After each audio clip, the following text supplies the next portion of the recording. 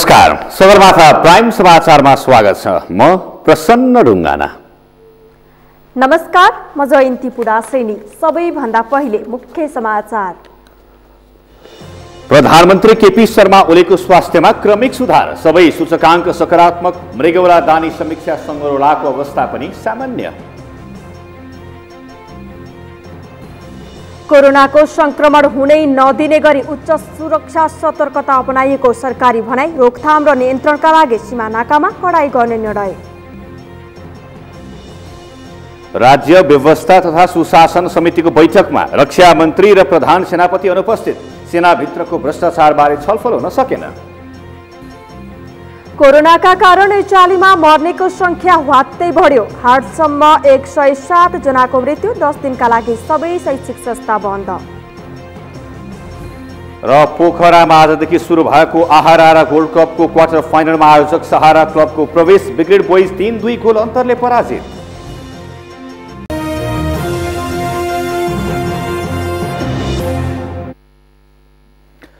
Sagarmatha prime समाचार अब विस्तारमा। दोस्रो पटक मृगौला प्रत्यारोपण गराउनु भएका प्रधानमन्त्री केपी शर्मा ओलीको स्वास्थ्यमा अपेक्षाकृत सुधार देखिएको छ। बुधबार त्रिवी शिक्षण अस्पतालमा मृगौलाको प्रत्यारोपण गराउनु भएका ओलीको प्रत्यारोपित मृगौलाले पनि सामान्य रूपमा काम गर्न थालेको चिकित्सकहरूले बताएका छन्।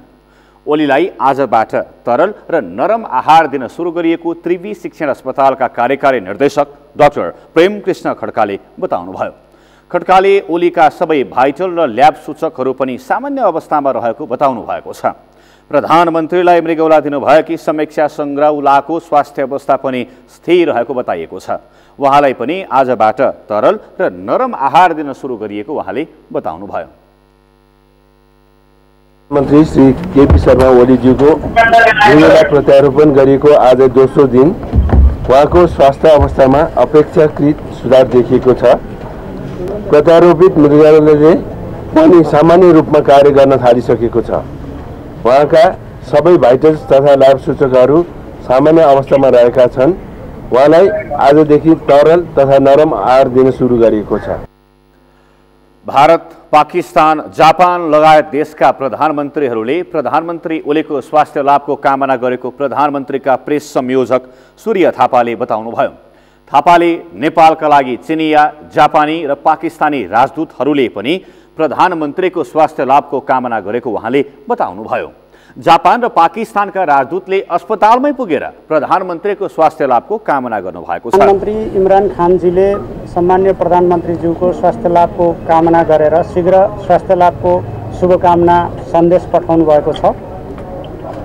यसअगाडि भारतीय समकक्षी प्रधानमन्त्री नरेन्द्र मोदीले पनि शुभकामना सन्देश पठाउनु भएको छ। शीघ्र स्वास्थ्य लाभको कामना गर्नुभएको छ। जापानका प्रधानमन्त्रीले पनि शुभकामना सन्देश पठाउनु भएको छ। शीघ्र स्वास्थ्य लाभको कामना गर्नुभएको छ। भुटानका प्रधानमन्त्रीले पनि सम्मान्य प्रधानमन्त्रीज्यूको शीघ्र स्वास्थ्य लाभको कामना गर्नुभएको छ।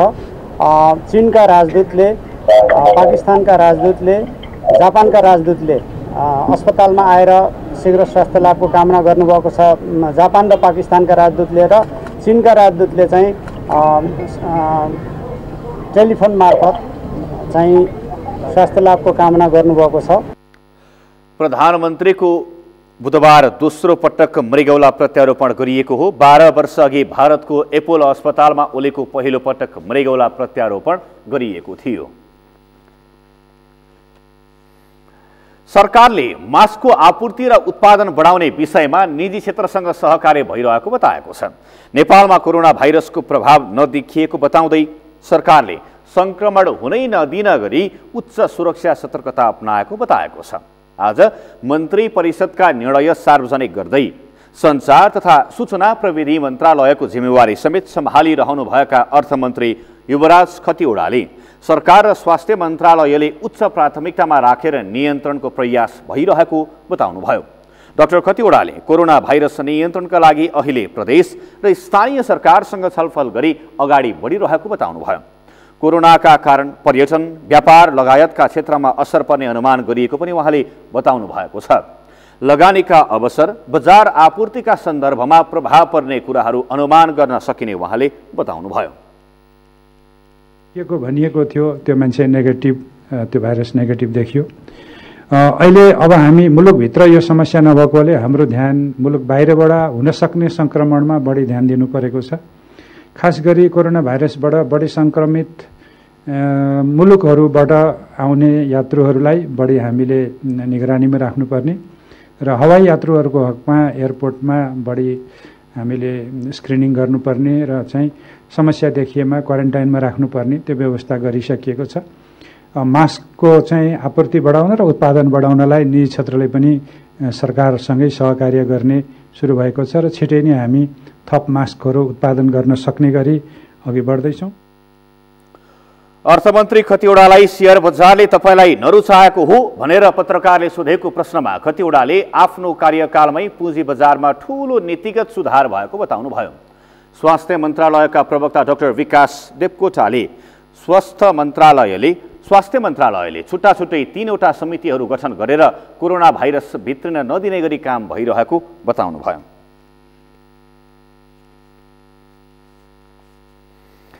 कोरोना भाइरस रोकथाम र नियन्त्रणका लागि सरकारले सीमा नाकाहरूमा कडाई गर्ने भएको छ। कोरोना रोग रोकथाम तथा नियन्त्रण उच्च स्तरीय समन्वय समितिको आज रक्षा मन्त्रालयमा बसेको बैठकले सीमा नाकाहरूमा क्वारेन्टाइन भवन निर्माण गर्ने तथा क्रस बोर्डर मिटिङ गर्ने र हेल्थ डेस्क बढाउने निर्णय गरेको हो। चीनबाट फैलिएको कोरोना भाइरस विश्वभर देखिन थालेको र खुल्ला सिमाना भएको छिमेकी मुलुकमा समेत देखिएकाले विमानस्थल र सीमामा सरकारले सुरक्षा बढाउन लागेको हो। त्यस्तै सीमामा आवागमन कम गर्ने, निकास नियन्त्रण गर्ने, मास्क र औषधिको आपूर्तिमा समस्या पर्न नदिने गरी उत्पादन बढाउने, भारतबाट औषधि तथा अति आवश्यक सामग्री आयात गर्ने निर्णय समेत बैठकले गरेको छ। अभावै अहिले हुँदै नभएको स्थिति होइन, तर अभाव हुने सम्भावना छ। त्यसलाई ध्यान दिएर हामीले उद्योग वाणिज्य महासङ्घसितको परामर्शमा इमिडिएट उत्पादन गर्ने, सस्तोमा उत्पादन गर्ने हिसाबले राज्यको तर्फबाट के अनुदान दिएर गर्नुपर्छ त्यसतर्फ पनि हामीले केही यो आपूर्तिको स्थितिलाई अलिकति यस्तो अवस्थामा देखिन्छ, त्यस्तो तपाईँले भन्न खोजेको कुरा त्यस्तो नहोस् भनेर एउटा त हाम्रो त्यसको सुपरभिजन हुने, अनुगमन गर्ने कामहरू पनि सँगसँगै भएको छ। अर्को बजारमा आपूर्ति कम नहोस् भन्नको लागि आपूर्तिको प्रबन्धन त्यसको बारेमा पनि सोचाइ बनाएको छौँ। सम्बन्धित मन्त्रालय, खास गरी उद्योग वाणिज्य तथा आपूर्ति मन्त्रालयले यसलाई अलि सिरियसली लिएको छ। हामी त्यस्तो हुन दिन्नौँ र अहिले सरकारले यो विषयलाई लिएर कुनै पनि किसिमको हेबक नहोस् भन्ने हिसाबले सावधानी अपनाएको छ। बैठकले स्वास्थ्य परीक्षणलाई सहज बनाउन स्वास्थ्य मन्त्रालयलाई निर्देशन समेत दिएको छ। त्यस्तै विद्यालयमा अध्ययन गर्ने बालबालिकाहरूलाई कोरोना संक्रमण छिटो हुन सक्ने भएकाले छिटो परीक्षा सम्पन्न गराउन शिक्षा मन्त्रालयलाई निर्देशन समेत दिएको छ। कोरोना नियन्त्रण र रोकथामका लागि विश्व ब्याङ्कबाट सहायता लिने संक्रमित मुलुकहरूमा स्वास्थ्य सचेतना सम्बन्धी काम गर्ने प्रदेश सरकार र स्थानीय तहलाई आपूर्ति व्यवस्थाका लागि अनुरोध गर्ने लगायतका निर्णय समेत बैठकले गरेको छ। कोरोना भाइरसको संक्रमण विश्वभर फैलने क्रम जारी छ। 2 महिना अघि चीनको वुहानबाट फैलिएको कोरोना भाइरसको संक्रमण 86 मुलुकमा देखा परिसकेको छ। 3300 भन्दा बढी मानिसको मृत्यु र 96,000 भन्दा बढी मानिस संक्रमित भएको कोरोना भाइरस बारे नेपालीहरू कति जानकार छन् त? सरस्वती श्रेष्ठको रिपोर्ट। चीनको वुहानमा कोरोना भाइरसको संक्रमण भएको 15 दिन बित्दा नबित्दै नेपालमा पनि जनवरी 23 मा कोरोना भाइरसको संक्रमण भएको पुष्टि भयो। संक्रमित भनिएका एकजना व्यक्ति कोरोनाको उपचारपछि 1.5 महिना अघि नै घर फर्किए। त्यसयता नेपालमा कोरोनाको संक्रमण भन्ने पुष्टि भएको छैन। यद्यपि लक्षण मिल्दा जुल्दा व्यक्ति भेटिएपछि तिनीहरूको रगत, र्याल, खकार लगायतको परीक्षण गरिँदै आएको छ। आवश्यक स्वास्थ्य परीक्षणमा अहिलेसम्म कोरोना भएको पुष्टि भएको छैन। कोरोनाको संक्रमणले संसार पिरोली रहेका बेला नेपाल सरकारले पनि सतर्कताका उपाय अपनाइरहेको छ। कोरोनाको संक्रमणले संसारभर तहल्का मच्चाइरहँदा त्यसकै हल्लाले पनि नेपाली जनमानसमा सूचना पुगिसकेको छ। हल्लै हल्लाको भरमा मानिसहरू व्यक्तिगत तवरले सावधानीको उपाय अवलम्बन गर्न थालिसकेका छन्। सरकारले संक्रमण छिर्न नदिन गर्नुपर्ने जति तयारी नगरेको बताउने सर्वसाधारण आफू भने साबुन पानीले हात धुने, मास्क लगाउने, माछा मासु मजाले पकाएर मात्र खाने जस्ता कुरामा ध्यान दिन थालेको बताउँछन्। यदि भित्रै हाल्यो भने पनि कोरोना भाइरससँग लड्नलाई चाहिँ तातो पानीमा बिहान बिहान कागती हालेर खायो भने भिटामिन सी लागेर त्यो लड्न शक्ति पाउँछ। नेपाल सरकारले एकदम यसलाई चाहिँ अब यसको रोकथाम कसरी गर्ने भन्ने विषयमा नि सरकारले एकदम ध्यान दिनुको चाहिँ अहिलेसम्म व्यवस्थापन गरेको छैन है। अब सरकार तर्फबाट अब यो स्वास्थ्य चौकी केन्द्रतिर यसको उपचार भए राम्रो हुन्थ्यो होइन। कोरोना भाइरसको संक्रमणबाट बच्न व्यक्तिगत तवरबाट कोसिस गरिरहेका सर्वसाधारणहरूले बरु पर्याप्त मात्रामा मास्क नहुँदा समस्या आउने हो कि भन्ने चिन्ता व्यक्त गरेका छन्। शहरी क्षेत्रका मानिसहरू कोरोनाको संक्रमणबारे केही हदसम्म सचेत भए पनि दुर्गम ग्रामीण भेगका मानिसहरू भने अझै पनि यसबारे जानकार छन् भन्ने अवस्था छैन। के कारणले कोरोना भाइरसको संक्रमण केबाट फैलियो भन्ने चिकित्सकहरू नै अनुमानमा सीमित भइरहँदा सर्वसाधारण साबुन पानीले हात धुने, मास्क लगाउने, माछा मासु मजाले पकाएर खाने जस्ता कुरामा मात्र सीमित छन्। विद्यार्थीको तहमा यसबारे जानकारी भए पनि जनसाधारणमा यो सन्देश पुग्न सकेको छैन। आफूले पनि prevention is better than cure भन्छ नि, अगाडिदेखि नै मास्कहरू लाउने अनि त्यसपछि अब पानीहरू तातो पानीहरू पिइराख्ने त्यस्तोहरू गरिराख्यो भने चाहिँ त्यस्तो डराउनै पर्छ जस्तो लाग्दैन मलाई। संक्रमित व्यक्तिको सिगान, खकार, थुक लगायतका तरल पदार्थबाट यो भाइरस सर्ने चिकित्सकहरूले बताएका छन्। संक्रमित व्यक्तिले हाछ्यौं गर्दा, खोक्दा, थुक्दा यो भाइरस हावामा मिसिने र बिरामीको सम्पर्कमा भएका व्यक्तिहरूमा श्वास प्रश्वासको माध्यमबाट सर्ने भएकाले त्यस्तो अवस्थामा सतर्क रहन जरुरी छ। यसर्थ रुगाखोकी लागेका तथा श्वास प्रश्वासमा समस्या भएका बिरामीहरूको नजिक नजाने, मास्कको प्रयोग गर्ने, खोक्दा र हाछ्यौं गर्दा नाक र मुख छोप्ने, नियमित साबुन पानीले हात धुने बानी बसाल्न अपिल गरिएको छ। यसका अतिरिक्त अङ्कमाल, चुम्बन नगर्न, हात नमिलाउने तथा कम्तीमा 5 फिटको दूरीमा राखेर मात्र कुराकानी गर्न आह्वान गरिएको छ। यावत सावधानी अपनाउँदा पनि सुक्खा खोकी लाग्ने, सास फेर्न गाह्रो हुने, घाँटी, टाउको तथा जिउ दुखिरहने समस्या भए तत्काल अस्पतालको पहुँचमा पुग्न स्वास्थ्य कर्मीहरूले सुझाव दिएका छन्। सगरमाथा टेलिभिजनका लागि क्यामेरामा सृजन श्रेष्ठका साथमा सरस्वती श्रेष्ठ, काठमाडौँ। सत्तारूढ नेपाल कम्युनिस्ट पार्टी नेकपा भित्रको विवादमा नयाँ रूप देखिएको छ। मृगौलाको प्रत्यारोपण गरी अस्पतालमा रहेका प्रधानमन्त्री ओलीले युवराज खतिवड़ालाई मन्त्रीमा पुनः नियुक्ति गर्दा उपाध्यक्ष वामदेव गौतमलाई भने राष्ट्रिय सभामा पठाएनन्, जसको कारण गौतमको छिट्टै संसद छिर्ने चाहनामा धक्का लागेको छ। श्रीकृष्ण सुवेदीको रिपोर्ट। प्रधानमन्त्री केपी शर्मा ओलीले अस्पतालको शय्याबाटै डाक्टर युवराज खतिवड़ालाई अर्थमन्त्रीमा नियुक्ति गरे। तर नेकपा अध्यक्ष समेत रहेका प्रधानमन्त्री ओलीले पार्टी उपाध्यक्ष वामदेव गौतमलाई राष्ट्रिय सभामा मनोनित गर्ने पार्टी निर्णय अनुसार राष्ट्रपतिलाई सिफारिस भने गरेनन्, जसको कारण केही दिन यता बढेको नेकपा भित्रको विवादमा नयाँ ट्विस्ट देखिएको छ। उपाध्यक्ष वामदेव गौतमलाई राष्ट्रिय सभामा लैजान प्रधानमन्त्री ओली बाहेकका सचिवालय सदस्य एक भएका छन्। साथै सरकार सञ्चालनमा ओलीमाथि घेराबन्दी हुन सक्ने भन्दै वरिष्ठ नेता माधव कुँवर नेपाल सरकार सञ्चालनमा ओलीको पक्षमा उभिएका छन्, जसको कारण नेताहरू केही दिन यताको विवाद समाधान उन्मुख भएको दाबी गर्छन्। सचिवालयले अनुरोध गरेको भनेर लेखेको छ, बाहिर चर्चामा आएको छ। प्रधानमन्त्रीज्यूले पनि साथीभाइहरूको अनुरोधलाई मैले हेरिरहेको छु, विचार गरिरहेको छु भन्नुभएको छ। त्यसैले उपयुक्त निष्कर्षमा सरकार हामी सबै पुगौँला भन्ने मलाई विश्वास छ।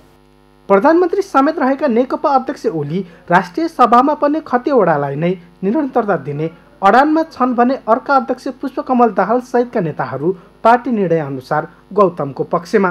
यसो गर्दा सत्ता समीकरणमा भने फरक पर्न दिन नहुने नेकपाका दोस्रो तहका नेताहरूले नेतृत्वलाई दबाब दिइरहेका छन्। हामी अहिले यति बेला सांस्कृतिक विचलनबाट हामी कता कता बरालिनु परिरहेको छ। सांस्कृतिक विचलन सुरु भएको छ, नैतिक धरातल कमजोर भएको छ, हाम्रो नैतिक धरातल कमजोर भएको छ अनि हामी चाहिँ अनेकौं सत्तामा बसेर अनेकौं चलखेल गर्न नचाहिने चलखेल गर्ने कामतिर हामी लाग्छौँ।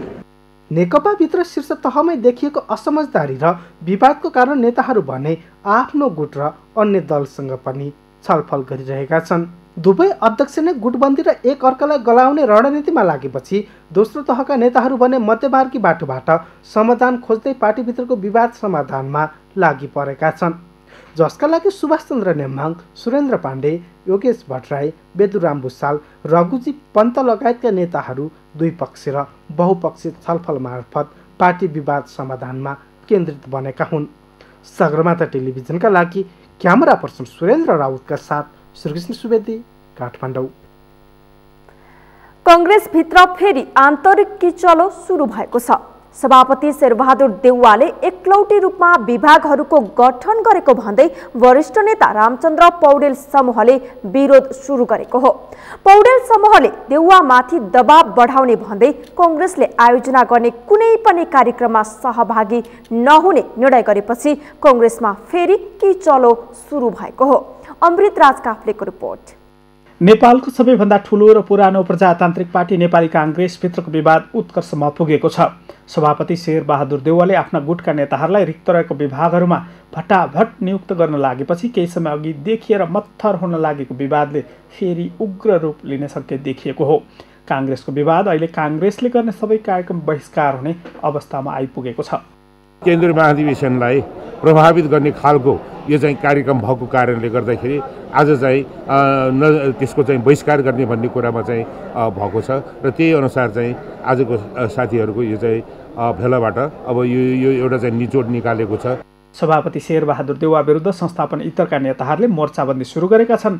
काङ्ग्रेसको महाधिवेशन भएको 4 वर्ष पुगिसकेका बेला सभापति शेरबहादुर देउवाले रिक्त रहेका विभाग र आमन्त्रित केन्द्रीय सदस्यको नियुक्ति गर्न लागेपछि त्यसको प्रभाव पार्टीभित्र देखिन थालेको हो। संस्थापन इतरका नेताहरूको बैठकले सभापति देउवा वा काङ्ग्रेसले संस्थागत रूपमा गर्ने कुनै पनि कार्यक्रममा सहभागी नहुने निर्णय गरिसकेको छ। काङ्ग्रेसभित्र पछिल्लो समय देखिएको विवाद सभापति देउवा विरुद्ध लक्षित छ। देउवाले एकलौटी गर्न खोजेको, पार्टी कब्जा गर्न खोजेको जस्ता गम्भीर आरोपसहित वरिष्ठ नेता रामचन्द्र पौडेल पक्षका नेताहरूले बेग्लै फेला बसेर सभापति देउवा विरुद्ध एकजुट हुने निर्णय गरेका हुन्। सभापतिज्यूले पार्टी राम्रै सञ्चालन गर्न सक्नु भएन, त्यो निष्कर्षमा हामी पुगेका छौँ। उहाँको अब अहिले आएर विभाग गठन गर्ने 4 वर्ष विभाग गठन गर्नु भएन, अब 1 वर्ष बाँकी छ नि विभाग गठन गर्न थाल्नुहुन्छ, जुन हामी यसको विरोधमा छौँ। उहाँलाई हामीले भन्यौँ विभाग नबनाउनुहोस्। प्रतिपक्षीय भूमिका कमजोर भएको आरोप लागिरहेका बेला काङ्ग्रेसभित्रै सुरु भएको विवादले काङ्ग्रेसलाई नै थप कमजोर बनाउने कतिपयको भनाइ छ। तर सभापति देउवा र वरिष्ठ नेता पौडेल समूहबीचको अन्तर्द्वन्द्व भने आगामी महाधिवेशनसम्मै लम्बिने देखिएको छ। सगरमाथा टेलिभिजनका लागि क्यामेरामा के सप्तिमेल सिन्हाका साथमा अमृत राज काफ्ले, काठमाडौँ। सगरमाथा प्राइम समाचारमा एकैछिन विश्रामपछि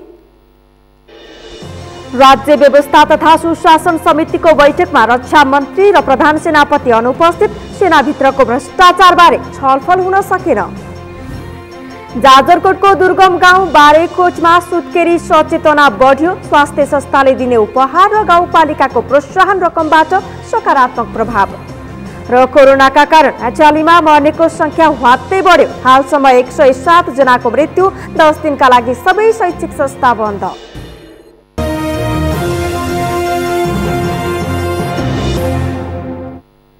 विश्रामपछि सगरमाथा प्राइम समाचारमा पुनः स्वागत छ। अब बाँकी समाचार। प्रतिनिधि सभा अन्तर्गतको राज्य व्यवस्था तथा सुशासन समितिमा नेपाली सेनाभित्र भ्रष्टाचार भएको उजुरी पर्यो। यसबारे अध्ययन गर्न समितिले बनाएको कार्यदलको अध्ययनले पनि भ्रष्टाचार भएको पुष्टि गर्यो। यसबारे छलफल गर्न समितिले रक्षा मन्त्री ईश्वर पोखरेल र प्रधान सेनापति पूर्णचन्द्र थापालाई बोलाउँदा दुवैजना अनुपस्थित रहे। मुख्य सरकारवालाहरू अनुपस्थित भएपछि समितिको आजको बैठक स्थगित भयो। एक रिपोर्ट।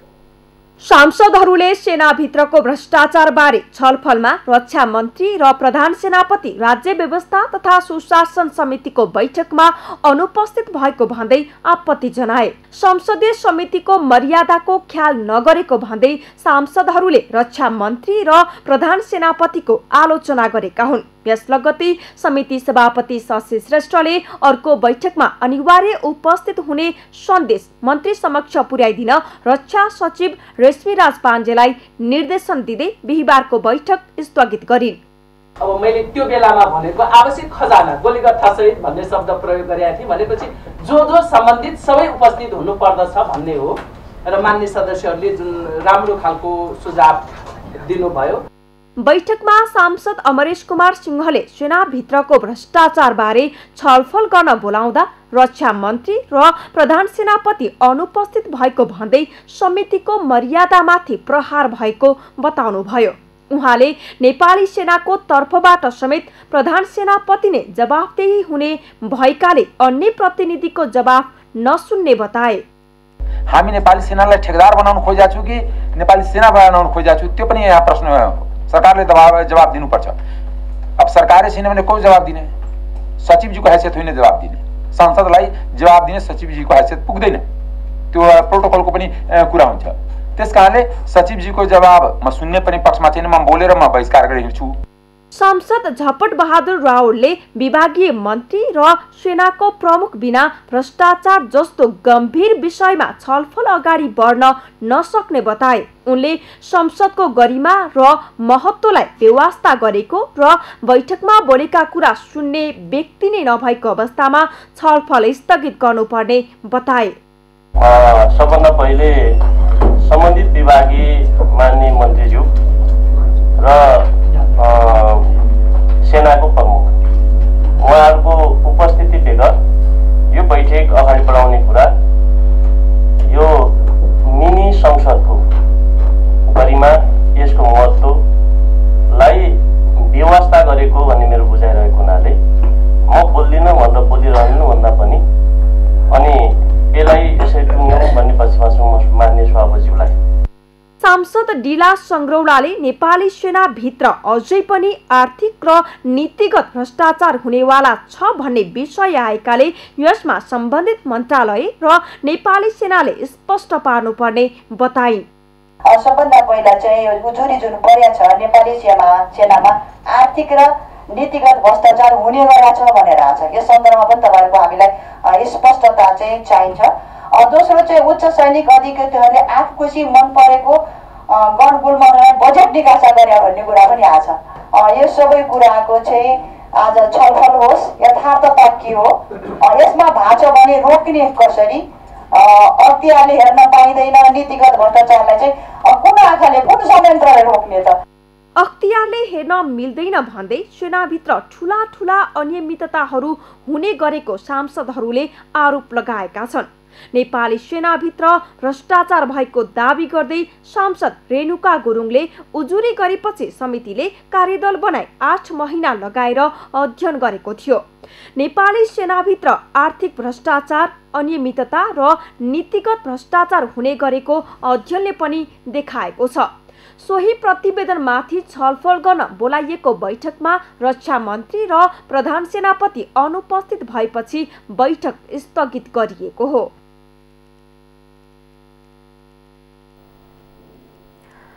पूर्व प्रधानमन्त्री एवं नेपाल कम्युनिस्ट पार्टी नेकपाका वरिष्ठ नेता माधव कुमार नेपालले जनतालाई सुखी पार्न नसके समाजवाद र कम्युनिस्ट पार्टी नटिक्ने बताउनु भएको छ।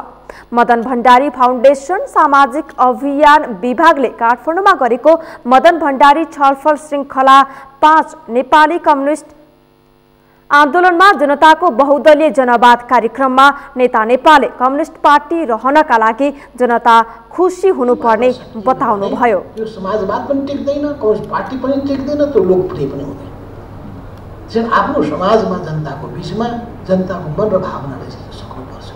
यो मन र भावना बुझ्नलाई फेरि पनि मूल कुरो भनेको उही जनता नै केन्द्रित हो।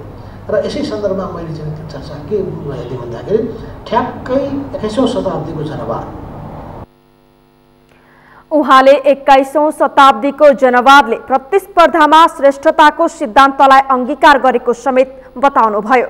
त्यसैले कम्युनिस्ट पार्टीका नेताले सर्वहारा वर्गको नारा दिएर मात्र नहुने र आफूलाई प्रतिस्पर्धामा श्रेष्ठता कायम गर्न सक्नुपर्ने बताउनुभयो। उहाँले समाजवादका राम्रा पक्षलाई लिएर पश्चिम युरोपका केही मुलुकले ठूलो उपलब्धि हासिल गरिसकेको तर समाजवाद मान्नेहरूले पुँजीवादका राम्रा पक्षलाई लिन नसक्दा अझै पनि संघर्ष गरिरहनु परेको बताउनुभयो। निकुञ्ज वरिपरि बस्ने स्थानीय जनताहरूको स्थानान्तरण तथा उनीहरूले पाउने राहतको विषयमा स्पष्ट व्यवस्था हुनुपर्ने माग सांसदहरूले गरेका छन्। संसदको कृषि, सहकारी तथा प्राकृतिक स्रोत समितिका सदस्यहरूले विभिन्न निकुञ्ज तथा संरक्षण क्षेत्रको स्थलगत अनुगमनपछि यस्तो माग गरेका हुन्। मान्छेहरू पनि बसोबास छ। एउटा सानो गोठ जस्तो ठाउँमा 5 जना 6 जनाको परिवार एकदम दर्दनाक अवस्थाको हिसाबले बसोबास गरेको छ। त्यो निकुञ्जबाट ती जनताहरूलाई व्यवस्थित ठाउँमा चाहिँ स्थानान्तरण गरेर बसोबासको प्रबन्ध गर्नको लागि पनि सरकारले उपयुक्त खालको चाहिँ ध्यान दिनुपर्छ। मान्छेको बाटोबाट मात्रै बेसी हेर्ने खालको स्थिति बनिदिएको, तर वन्यजन्तुको बाटोबाट पनि हेरेर हामी ठिक ठाउँमा पुग्नुपर्ने हो कि अत्यन्त राम्रो सबैलाई भनौँ न निकुञ्जमा पनि राम्रो हुने गरी त्यहाँ बसोबास गरेर कहिलेदेखि बसोबास गरेका छन् उनीहरूलाई नि सम्बन्धित ठाउँमा लगेर सट्टा भर्न के गरेर हुन्छ दिएर सबै कुराको राम्रो हो भने हुन्छ। चोरी सिकारी त्यति नै बढिराखेको छ। जस्तो हात्तीले आक्रमण गरेर मान्छे मर्छ, त्यसले पाउने नपाउने क्षति हुन्छ। बाघले आक्रमण गरेको छ, त्यसलाई कति दिने हो त्यो पनि निश्चित गरेर दिनुपर्छ। यी सबै ठाउँमा हेऱ्यौँ पशुहरूको उपचारको, घाइते हुने पशुहरूको उपचारको केन्द्र पनि व्यवस्थित कतै पनि देखिएन। यो चाहिँ असाध्यै महत्त्वपूर्ण कुरा हो, किनभने वन्य जन्तुहरू जुन छन् अरू घाइते भएको उसको पनि उपचारको लागि छुट्टै डाक्टरको व्यवस्था गर्नुपर्छ। शुक्लाफाटा राष्ट्रिय निकुञ्जका कर्मचारी नुरेन्द्र अर्यालले संरक्षण क्षेत्रको राजस्व सँगै सञ्चित कोषमा जम्मा हुने गरेको बताउनुभयो। प्राकृतिक स्रोतबाट प्राप्त राजस्व प्राकृतिक स्रोत तथा वित्त आयोगको कानून अनुसार 50% सङ्घमा रहने र 25% प्रदेश तथा स्थानीय सरकारको खातामा राजस्व परिचालन हुने बताउनुभयो। निकुञ्जको वन्यजन्तुका कारण कुनै व्यक्तिको मृत्यु भएमा 10 लाख राहतको रूपमा दिइँदै आएको छ। थोरै मात्रै वन्यजन्तुले क्षति गरेमा पनि राहत दिने गरिएकोमा बाँदरले गरेको क्षतिका लागि भने कुनै राहत दिने गरिएको छैन। नेपालका लागि नवनियुक्त भारतीय राजदूत विनय मोहन क्वात्राले राष्ट्रपति समक्ष ओहदाको प्रमाणपत्र पेश गर्नुभएको छ। राष्ट्रपति भवनमा आयोजित एक समारोहमा क्वात्राले ओहदाको प्रमाणपत्र पेश गर्नुभएको हो। यसअघि फ्रान्सका राजदूत रहेका क्वात्रालाई भारत सरकारले यसअघिका राजदूत मनजीव सिंह पुरीको कार्यकाल सकिएर खाली भएको स्थानमा पठाएको हो। सन् 1988 मा भारतको परराष्ट्र सेवामा प्रवेश गरेका उहाँले व्यापार, अर्थव्यवस्था र वित्त ब्युरो प्रमुखका रूपमा दक्षिण एसियाली क्षेत्रीय सहयोग संगठन सार्कमा भारतको प्रतिनिधित्व गरिसक्नु भएको थियो।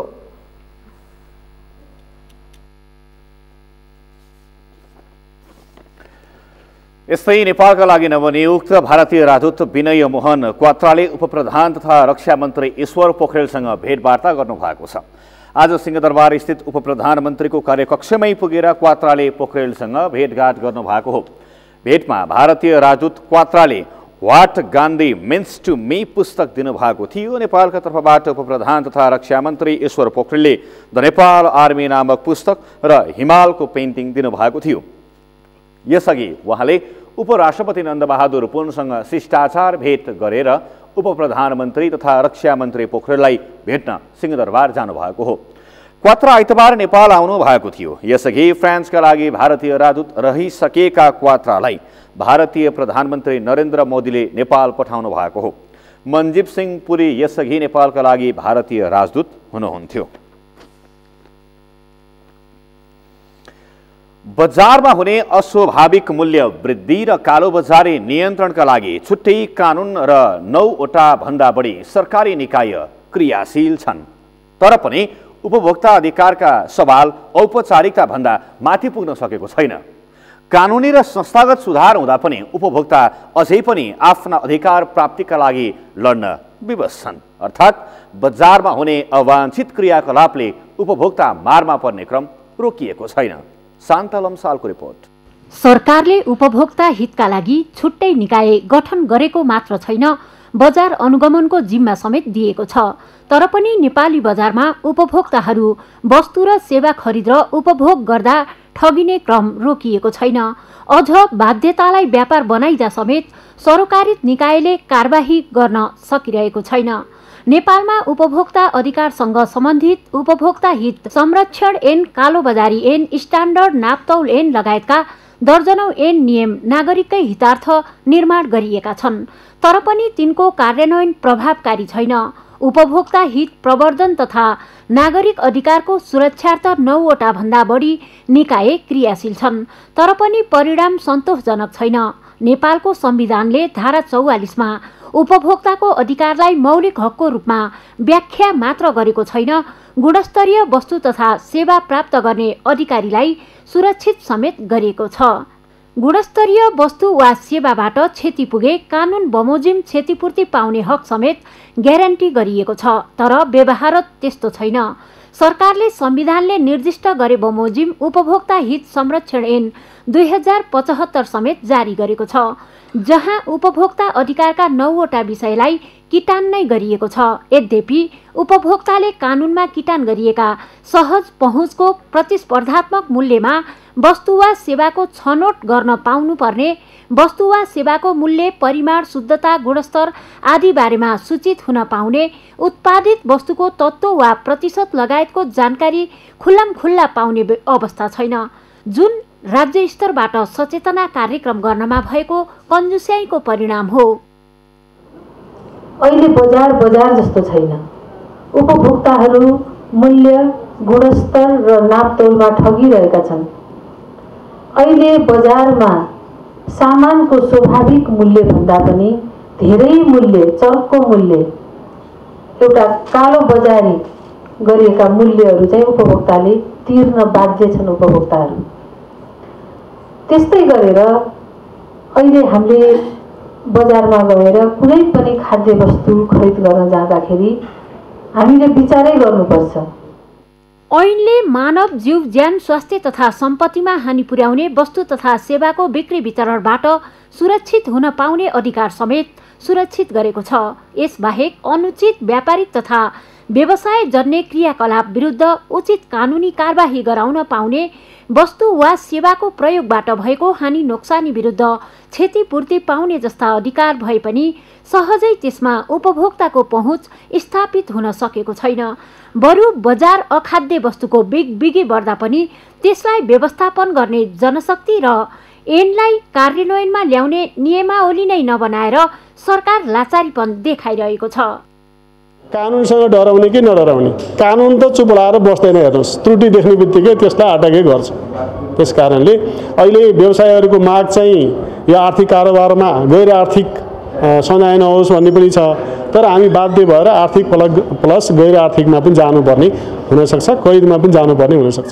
उपभोक्ताको हक अधिकारको कुरो छ, संविधानले सुनिश्चित गरेको छ, त्यो सम्बन्धी कानुन पनि आइसकेको छ र अब यसलाई व्यवहारमा कसरी लागू गर्ने र अहिले हामी सबैको चाहना के छ भने मन्त्रालयले अनुगमन गर्नुपर्छ, कालाबजारीलाई ठिक गर्नुपर्छ, तह लगाउनुपर्छ भन्ने छ। त एउटा पाटो त्यो सही हो र हामीसँग कति जनशक्ति छ त्यसले देशैभरि त्यो जिम्मेवारीलाई पुरा गर्न सक्छ सक्दैन भन्ने विषय अलिक गम्भीर छ र चुनौतीपूर्ण पनि छ। ब्रान्डको नाममा, छुटको नाममा आम उपभोक्ता लुटिरहेका छन्। खाद्यान्न, निर्माण, शिक्षा, स्वास्थ्य लगायत जुनसुकै क्षेत्रमा कालो बजारी गर्नेहरूलाई सरकारले कारबाही गर्न सकेको त छैन नै, उल्टो निर्बाध रूपमा व्यवसाय गर्ने अनुमति दिइरहेको छ। सरकारमा रहेकाहरू नै कालो बजारी नियन्त्रणका लागि दक्ष जनशक्ति अपुग रहेको भन्दै आफ्नो दायित्वबाट पन्छिरहेका छन्। यसले उपभोक्ता अधिकार कागजमा मात्र सीमित हुने खतरा बढाएको छ। सगरमाथा टेलिभिजनका लागि क्यामेरामा दिपेन्द्र थापा मगरका साथ शान्ता लम्साल, काठमाडौँ। यसै सन्दर्भमा आज हामीले सगरमाथा जनबोलीमा सर्वसाधारणलाई सोधेका थियौं, सरकारले कालोबजारी किन नियन्त्रण गर्न सकेन? हेरौं सर्वसाधारणको प्रतिक्रिया उनीहरूकै शैलीमा।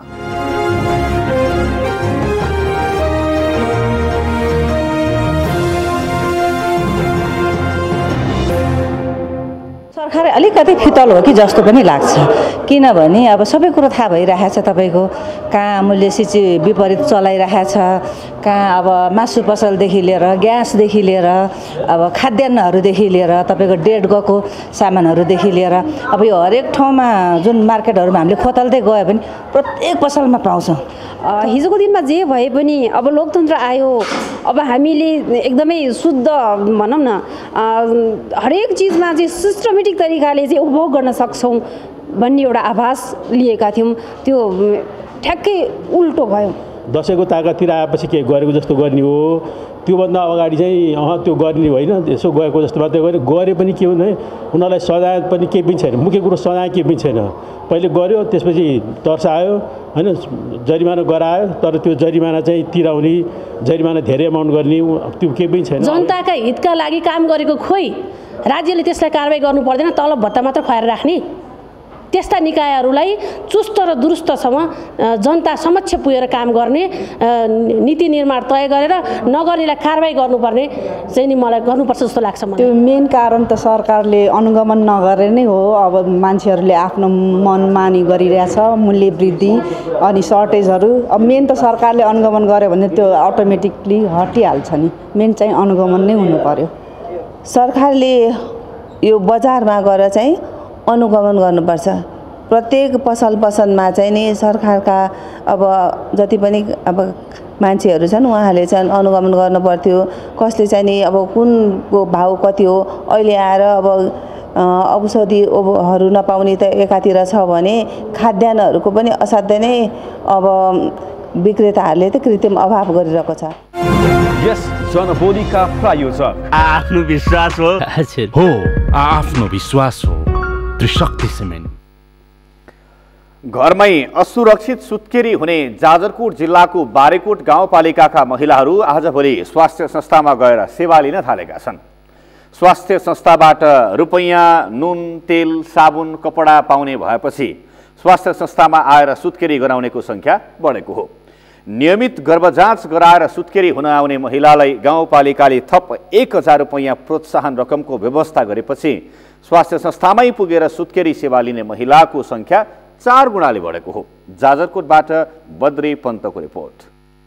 बारेकोट गाउँपालिकामा 81% महिला स्वास्थ्य संस्थामा आएर सुरक्षित सुत्केरी हुने गरेका छन्। स्वास्थ्य संस्थाबाट नियमित गर्भजाँच गराएर स्वास्थ्य संस्थामै सुत्केरी भएमा 2800 र गाउँपालिकाबाट थप 1000 प्रोत्साहन रकम दिने व्यवस्था गरेपछि 3 वर्ष यता स्वास्थ्य संस्थामा सुत्केरी हुन आउने महिलाको संख्या 4 गुणाले बढेको हो। स्वास्थ्य संस्था गएमा गाउँलेले कुरा काट्ने भन्दै पहिले धेरै महिलाहरू घरमै असुरक्षित सुत्केरी हुने गरेका थिए। गर्भवती भएर पनि अब आएर यहाँ जाँच गराउँछन् 4 पटक, 4 महिना भएपछि एकपटक गराउँछन्, 7 महिना भएपछि एकपटक गराउँछन्, 8 महिना 9 महिना एकपटक भएपछि गराउँछन्।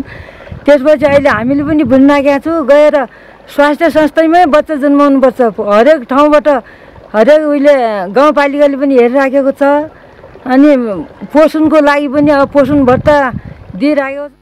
पहिले घरमै सुत्केरी हुने गरेका महिलाहरू पछिल्लो समय स्वास्थ्य चेतना जागरण भएपछि स्वास्थ्य संस्थामा गएर सुरक्षित सुत्केरी सेवा लिने गरेका हुन्।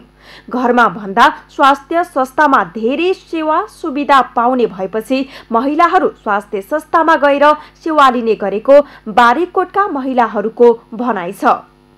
महिलाहरूलाई स्वास्थ्य चौकीमा आएर सुत्केरी हुँदा धेरै नै फाइदा हुन्छ।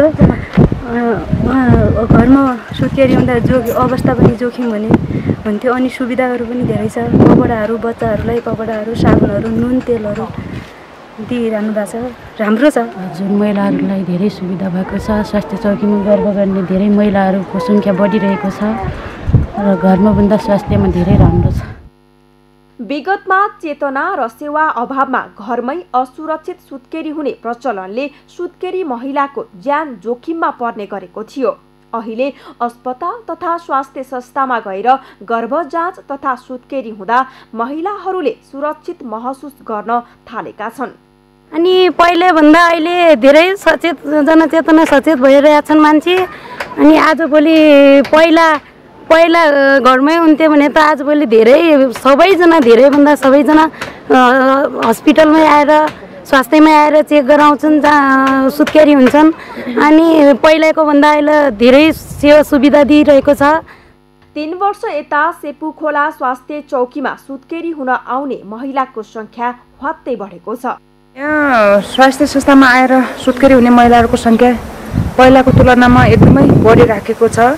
यसमा खास गरिकन सरकारले पहिला 1000 को हिसाबले पैसा दिने गरेको थियो भने गत वर्ष 75 साउनदेखि इन्सेन्टिभलाई पनि बढाएर 2000 को हिसाबले पैसा दिने गरेको छ। स्थानीय तह सञ्चालनमा आएपछि स्वास्थ्य क्षेत्रमा उल्लेख्य सुधार आएको छ। बारीकोट स्वास्थ्य शाखाका संयोजक वीरराज सिंहका अनुसार महिलाहरूको स्वास्थ्य संस्थामा पहुँच बढाउन यस वर्षदेखि उपाध्यक्ष कोसेली कार्यक्रम सञ्चालनमा ल्याइएको छ। अहिले वर्ष पनि हामीले थप अझ प्रगति संस्था सुत्केरी हाम्रो अहिलेको टार्गेट भनेको कम्तीमा पनि 90% माथि जाने चाहिँ हाम्रो टार्गेट राखेका छौँ, जसलाई सफल पार्नको निमित्त हामीले 1000 दिनका आमा अथवा संस्थाका सुत्केरी हुने आमासँग उपाध्यक्ष कोसेली भनेर चाहिँ एउटा चाहिँ बारीकोट गाउँपालिकाबाट करिब 5,50,000 40,000 को चाहिँ प्याकेजमा कार्यक्रम चाहिँ लन्च गर्ने योजना बनाएका छौँ।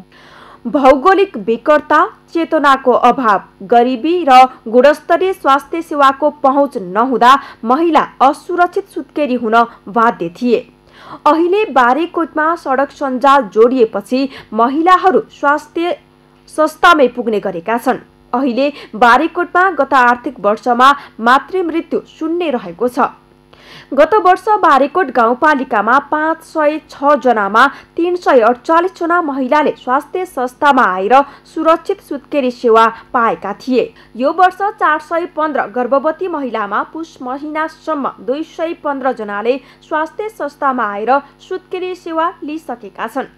साबिका 4 गाविस सक्ला, रामीडाँडा, नायक बाजा र रोकाया गाउँ गरी 4 ठाउँमा स्वास्थ्य संस्था थिए। अहिले 6 स्थानमा आधारभूत सामुदायिक स्वास्थ्य इकाइ सञ्चालित भएका छन् भने 4 ठाउँमा प्रसुति केन्द्र सञ्चालनमा आएका छन्। सगरमाथा प्राइम समाचारमा फेरि एकैछिन विश्रामपछि कोरोनाका कारण इटालीमा मर्नेको संख्या वात्तै बढ्यो। हालसम्म 107 जनाको मृत्यु, 10 दिनका लागि सबै शैक्षिक संस्था बन्द। र पोखरामा आजदेखि सुरु भएको आहारा गोल्ड कपको क्वार्टर फाइनलमा आयोजक सहारा क्लबको प्रवेश, ब्रिगेड बोइज 3-2 गोल अन्तरले पराजित।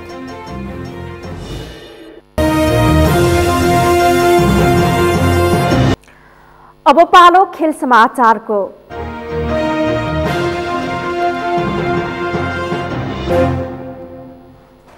आयोजक सहारा क्लब पोखरामा 18औं संस्करणको आहारा गोल्ड कपको क्वार्टर फाइनलमा प्रवेश गरेको छ।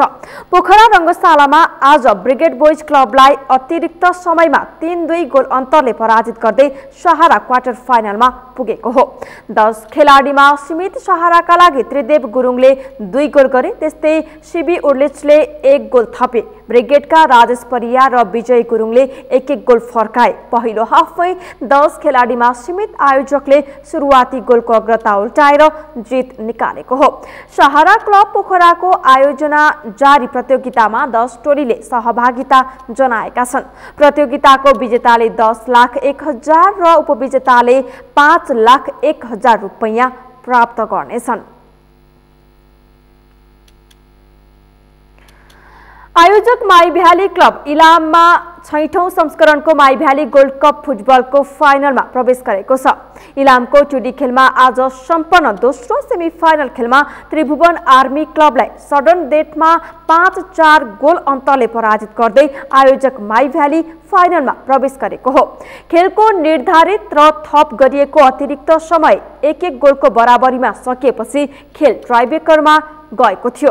टाइब्रेकर पनि 3-3 को बराबरी भएपछि खेल सडन डेथमा पुगेको थियो। पेनाल्टी अघि खेलको 34औं मिनेटमा करण राईले गोल गर्दै आयोजकलाई अग्रता दिलाएका थिए। तर 41औं मिनेटमा सन्तोष तामाङले फ्रीकिकमा गोल गर्दै आर्मीलाई 1-1 को बराबरीमा ल्याएका थिए। अब फाइनलमा आयोजकले मच्छिन्द्र फुटबल क्लबसँग प्रतिस्पर्धा गर्नेछ। माने भन्जाङ एएफसी दार्जिलिङलाई 3-0 गोल अन्तरले पराजित गर्दै मच्छिन्द्र उपाधि नजिक पुगिसकेको छ। 10 टिम सहभागी प्रतियोगिताको विजेताले नगद 8 लाख तथा उपविजेताले 5 लाख रुपैयाँ पाउनेछन्। प्रतियोगिताको उत्कृष्ट खेलाडीले नगद 1,25,000 रुपैयाँ प्राप्त गर्नेछन्।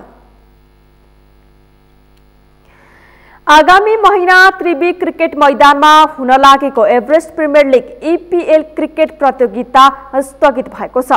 कोरोना भाइरसको संक्रमण बढ्दै गएको अवस्थालाई ध्यान दिँदै आउँदो चैत 1 गतेदेखि हुन लागेको एभरेस्ट प्रिमियर लिग EPL स्थगित भएको हो। आज पत्रकार सम्मेलन गरी EPL का प्रबन्ध निर्देशक अमीर अख्तरले कोरोना भाइरसको संक्रमण बढ्दै गएपछि सम्बन्धित निकायहरूसँगको परामर्शमा प्रतियोगिता स्थगित गरिएको बताउनुभयो।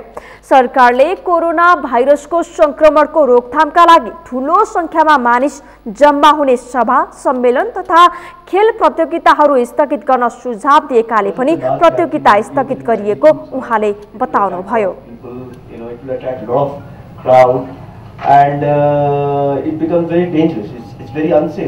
यस्तो बेलामा चाहिँ यस्तो 10,000 मान्छे 15,000 मान्छेलाई भेला पारेर इभेन्ट गर्ने भनेको it's a big risk, right?